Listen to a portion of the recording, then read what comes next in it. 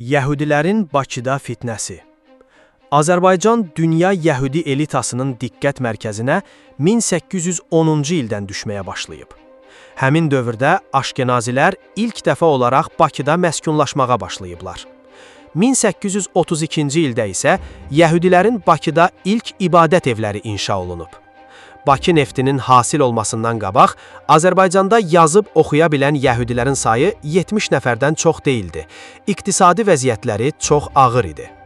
1870-ci ildən Azərbaycanda neft hasilatı başlanandan sonra ölkəyə Avropadan və Rusiyadan yəhudilərin axını gücləndi. Rothschildlərin Bakı neftinə dadanması da 19-cu əsrin 70-ci illərinə qayıdır.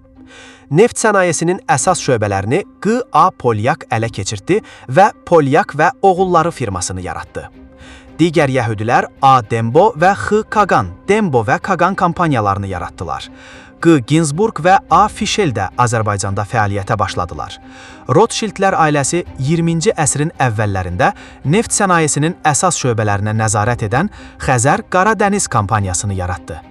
Tezliklə bu şirkət Bakıda ikinci ən böyük şirkət oldu.